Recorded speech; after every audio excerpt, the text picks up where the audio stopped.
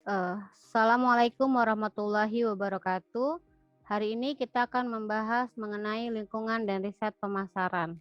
Ini adalah topik yang akan kita bicarakan pada video kita hari ini, yaitu lingkungan pemasaran, ya, terdiri dari dua lingkungan, yaitu makro dan lingkungan mikro. Kemudian ada komponen riset yang baik yang terdiri dari sistem penelitian, definisi, proses, karakteristik, serta hambatan dalam penelitian pemasaran. Yang ketiga adalah mengukur kinerja pemasaran. Topik yang dibahas pada pengukuran kinerja pemasaran ada metrik pemasaran, ada model bauran pemasaran, dan juga ada marketing dashboard. Kita mulai dari yang pertama, yaitu lingkungan pemasaran. Di dalam lingkungan pemasaran, kita dapat melihat ada dua lingkungan. Ada lingkungan makro dan lingkungan mikro. Lingkungan makro adalah lingkungan yang secara pasti mempengaruhi dan juga memberikan dampak yang signifikan bagi keberlangsungan usaha.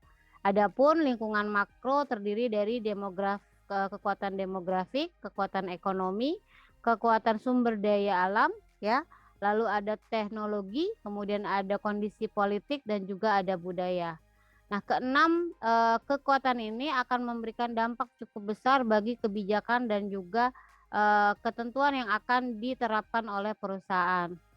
Nah, kalau ditanya apakah keenam lingkungan ini dapat dipengaruhi oleh perusahaan? Jawabannya tidak.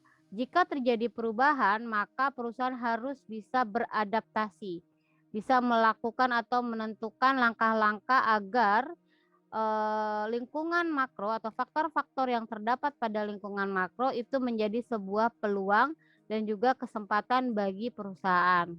Sebagai contoh, kalau kita bicara demografik, maka kita bicara jumlah populasi manusia, termasuk misalnya jumlah populasi di Indonesia. Hal ini akan mempengaruhi misalnya besaran tingkatnya pasar atau demand terhadap produk yang akan dipasarkan. Kita bicara lagi misalnya natural force, ya. Dalam 2 tahun terakhir, karena penyebaran virus corona 19 atau COVID-19 membuat kita sebagai sebuah negara mengalami kemunduran ekonomi yang cukup tajam. Perubahan ekonomi atau pertumbuhan ekonomi bahkan mencapai angka minus atau di bawah kurva yang seharusnya. Nah, lingkungan makro bagi perusahaan ini menjadikan lingkungan satu hal yang harus diperhatikan oleh perusahaan. Karena apa? Karena perubahan kecil dalam lingkungan makro, terutama bagi lingkungan makro yang memang menjadi faktor dominan, akan memberikan dampak yang sangat signifikan bagi perusahaan. Contoh yang paling gampang adalah ekonomi. Setiap kebijakan ekonomi yang ditentukan oleh pemerintah ini akan berdampak langsung bagi para pengusaha, baik pengusaha yang memiliki kategori usaha besar, menengah, ataupun usaha mikro. Berikutnya adalah lingkungan mikro. Kita menyebut ini sebagai lingkungan tugas. Lingkungan mikro ini akan berdampak langsung bagi aktivitas pemasaran dalam perusahaan, yaitu ada perusahaan itu sendiri. Kenapa perusahaan akan berdampak pada pemasaran? Kebijakan yang ditentukan oleh pemimpin perusahaan ini akan mempengaruhi kebijakan yang ada di bagian pemasaran, baik itu berupa produk, baik itu berupa kebijakan pemasaran, atau bahkan kebijakan mengenai saluran distribusi yang akan diterapkan. Berikutnya ada supplier atau penyedia bahan baku. Nah, hal ini juga akan mempengaruhi karena dilihat dari sisi supply chain management, supplier akan mempengaruhi biaya yang ditimbulkan atas biaya produksi, sehingga akan mempengaruhi ketika staf pemasaran atau orang di bagian pemasaran menentukan harga untuk produk yang ditawarkan. Lalu ada marketing intermediaries atau perantara, ya, atau kita menyebutnya sebagai saluran distribusi. Ini juga akan berdampak bagi aktivitas pemasaran, terutama pada fungsi menyalurkan produk dari produsen kepada konsumen. Kemudian ada competitors atau pesaing, ya. Ini juga akan memberikan dampak bagi kebijakan pemasaran. publik atau masyarakat. Hal ini terkait dengan bagaimana perusahaan menjalankan bisnisnya, apakah secara beretika atau tidak. Customer sebagai poin utama dari marketing atau sentral utama dari aktivitas marketing juga menjadi bagian atau elemen lingkungan mikro yang harus terus diperhatikan perubahannya dari satu waktu ke waktu yang lain. Nah, kalau lingkungan mikro ini masih bisa dikendalikan. Artinya, selama perusahaan bisa mempunyai atau bahkan memiliki bargaining power atau kemampuan untuk bisa negosiasi, bisa melakukan lobbying istilahnya, maka keenam lingkungan mikro ini bisa dikendalikan walau tidak 100%, di antara nilai 40 sampai dengan 70%. Ya, tergantung dari bagaimana kita melakukan bisnis dengan mereka. Yang selanjutnya adalah masuk kepada komponen riset yang baik. Yang pertama akan kita bahas adalah sistem penelitian pemasaran. Seperti yang dijelaskan di pertemuan kedua atau materi kedua, yakni proses pemasaran, maka riset yang baik merupakan langkah pertama untuk memahami dan mengenali kebutuhan konsumen. Dalam komponen riset yang baik, kita perlu memperhatikan istilah-istilah yang ada di bidang pemasaran. Yang pertama adalah sistem penelitian pemasaran. Salah satu dari sistem penelitian pemasaran adalah marketing insight atau informasi pasar. Nah, informasi pasar ini adalah informasi yang menyediakan diagnosa tentang bagaimana perusahaan melihat atau melakukan observasi terhadap suatu efek atau akibat dalam pasar dilihat dari penyebabnya. Misalnya apabila perusahaan menggunakan kenaikan harga atau apabila perusahaan menggunakan isu COVID-19 dalam campaign atau kampanye produknya. Contoh untuk marketing insight yang baik adalah Walmart. Marketing insight yang digunakan oleh Walmart ini berdasarkan pada kesuksesan program yang telah dilakukan. Kita bisa lihat di sini bahwa Walmart sebagai salah satu retailer store atau toko retail terbesar di Amerika Serikat menemukan bahwa keunggulan kompetitif yang dimiliki oleh Walmart adalah dalam hal penawaran harga murah dan keuntungan dari ikatan emosional, di mana produsen atau konsumen yang belanja di Walmart merasa menjadi konsumen pintar. Kenapa? Karena harga yang ditawarkan cukup rendah dan barang dalam kualitas yang baik. Sehingga Walmart menggunakan kampanye Save Money, Live Better atau simpan uang, hidup dengan standar yang baik. Selanjutnya adalah sistem penelitian pemasaran. Ada 3 jenis kategori riset pemasaran. Ini dilihat dari kategori penyedia jasanya. Ya, jadi ada perusahaan jasa riset. Ya, salah satunya contoh ada AC Nielsen, ada Biru, ada saya lupa namanya, tapi ini adalah perusahaan yang memang menyediakan data untuk bisa dibeli oleh yang berkepentingan. Kemudian ada perusahaan riset pemasaran custom.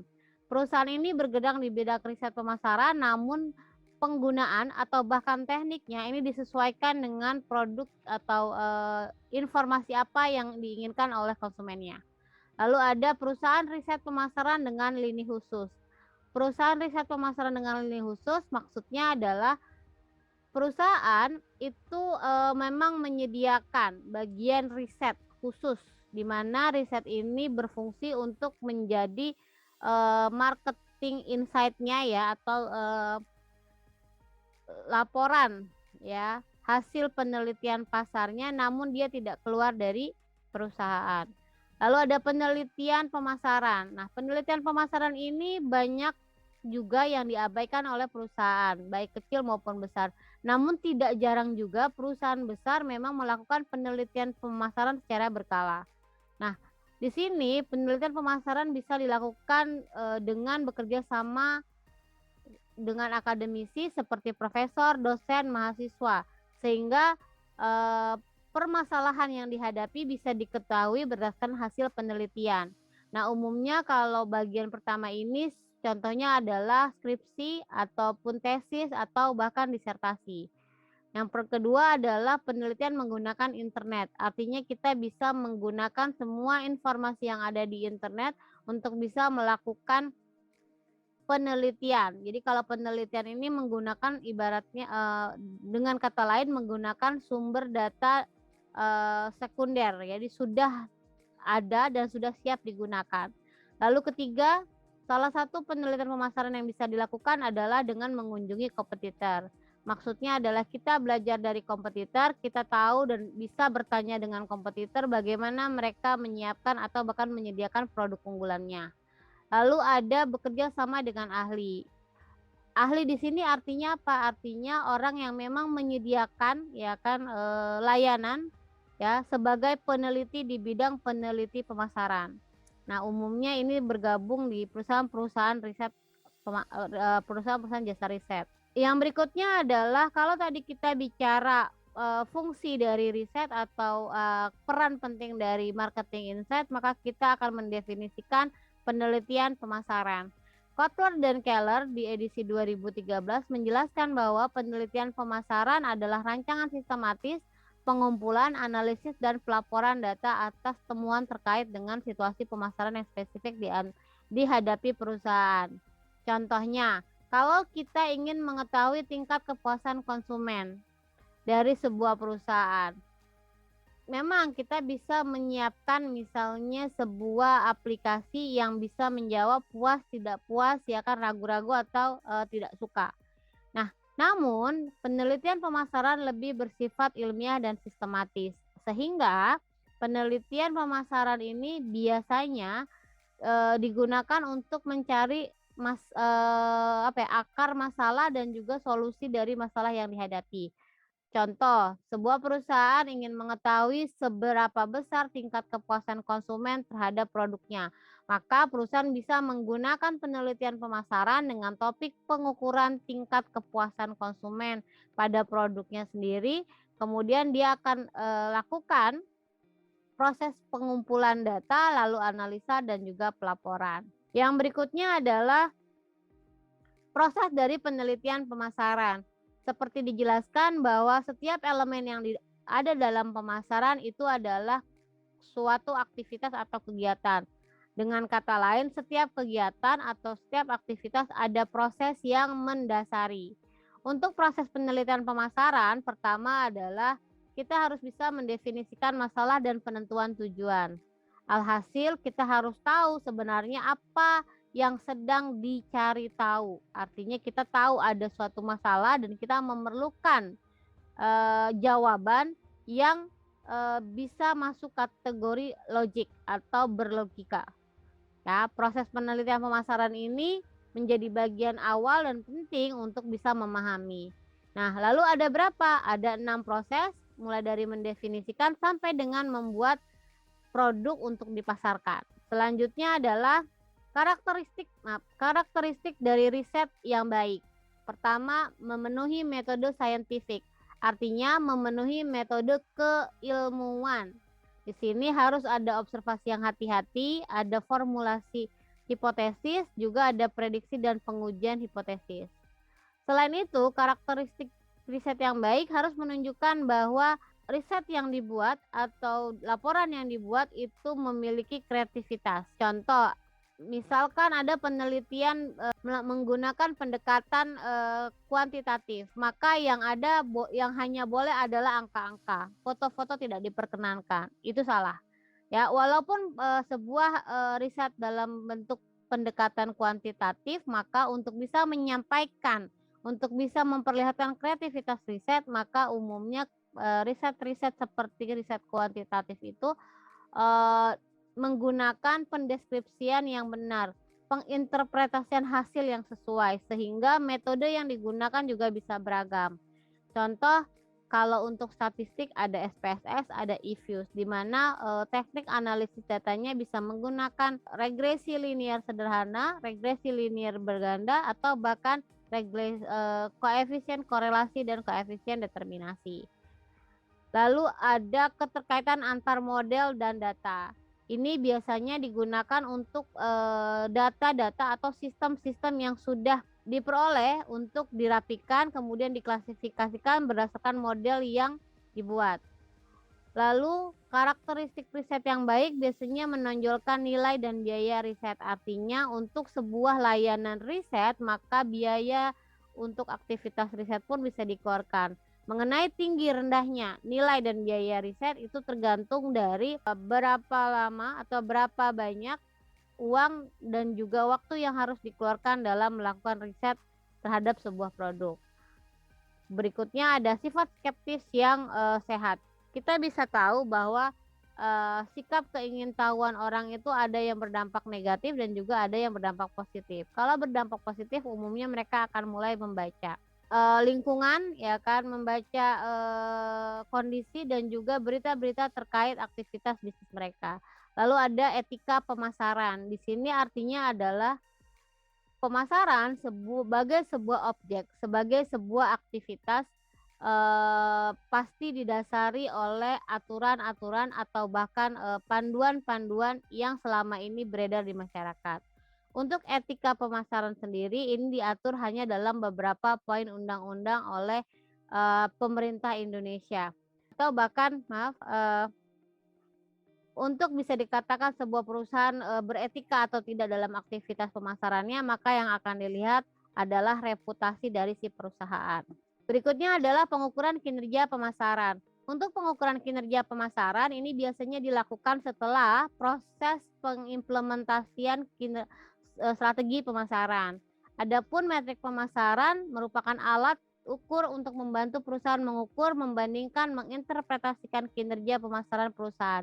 Artinya metrik pemasaran adalah sebuah alat ukur, di mana alat ukur ini bisa didasarkan pada isu permasalahan yang dihadapi ataupun melakukan pengukuran pemasaran secara baik dan perusahaan perlu menjawab beberapa pertanyaan berikut ini. Jadi artinya setelah memutuskan untuk menggunakan strategi metrik pemasaran, perusahaan bisa mengkaji apakah kinerjanya sudah baik atau belum berdasarkan beberapa pertanyaan berikut ini.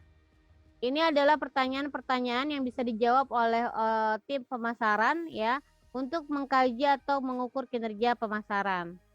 Dalam pengukuran kinerja pemasaran itu ada dua faktor yang diperhatikan atau dua contoh sampel metrik yang digunakan. Ada dari sisi eksternal, ada sisi dari internal. Kalau eksternal biasanya dilihat dari sisi konsumennya, apakah konsumen itu sadar, memiliki market share, memiliki harga relatif dibandingkan dengan tempat lain. Lalu ada tingkat ketidakpuasan, artinya berapa banyak sih yang komplain dari setiap masyarakat. Lalu ada sumber satisfaction, consumer satisfaction, artinya ketidakpuasan yang dirasakan oleh konsumen, dan juga distribusi atau saluran distribusi. Berapa banyak yang tersedia, memenuhi kuota atau tidak, atau bahkan melewati kuota atau tidak. Lalu ada total number of customer, di mana ini digunakan untuk menghitung perceived quality system dan juga loyalty atau retention program. Nah, kita bisa lihat dari sisi internal ini ada awareness of goods. Artinya apa? Artinya orang-orang akan sadar dari internal perusahaan. Mulai dari desire to learn atau keinginan untuk belajar, lalu ada freedom to fail, artinya bebas untuk gagal dan lain sebagainya. Ini adalah sampel marketing metric yang dapat digunakan oleh staf pemasaran untuk mengukur kinerja masing-masing perusahaan.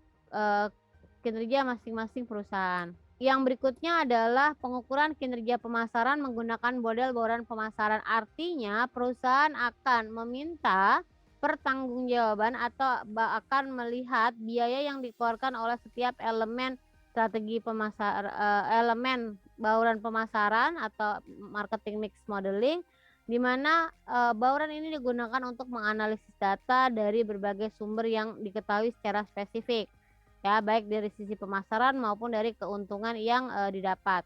Lalu ada fokus pada pertumbuhan inkremental, artinya perusahaan harus fokus pada perubahan kecil, ya kan, yang terjadi secara bertahap dibandingkan fokus pada pertumbuhan yang didasari oleh jumlah dan juga didasarkan oleh jumlah penjualan. Ketiga, model ini merupakan model terbatas dari integrasi faktor-faktor penting seperti kepuasan konsumen, ekuitas merek, dan juga kesadaran konsumen.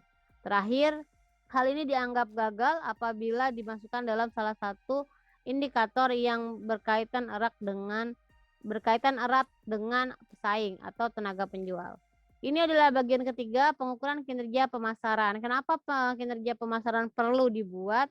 Hal ini karena perusahaan ingin melihat hasil implementasi dari dashboard yang diinginkan oleh perusahaan. Jadi marketing dashboard itu terdiri dari data panel yang bisa dibandingkan satu sama lain, baik produk sendiri maupun produk pesaing. Kemudian disajikan dalam bentuk panel ya. Kemudian ada 2 elemen yang paling penting harus dipastikan, yakni customer performance score dan juga stakeholder performance score. Stakeholder performance scorecard ya. Jadi 2 topik ini merupakan bagian penting dari setiap elemen, di mana elemen ini menjadi panduan penting bagi keputusan-keputusan perusahaan. Ini adalah contoh dari customer performance score, di mana menunjukkan persentase antara produk tersebut akan laku dijual. Ya, artinya persentase berapa yang akan mereka memberikan dampak positif sehingga memberikan komentar bahwa produknya ini ya kan dinilai sudah mewakili keinginan dari masing-masing individu. Nah, ini adalah gambaran dari marketing dashboard, di mana ada brand view, ada brand attribute, dan juga segmen dan segmen brand A dan caring brand A juga. Ya, jadi bisa dilihat ini adalah informasi ya, bentuknya kayak kalau sudah pernah ikut main saham ya, ada grafik naik turun, lalu ada apa saja yang dibandingkan satu dengan yang lain. Ini adalah contoh dari marketing dashboard. Lalu selesai. Untuk materi lingkungan dan riset pemasaran saya cukupkan sampai di sini. Kalau ingin bertanya silahkan tinggalkan komentar di kolom materi.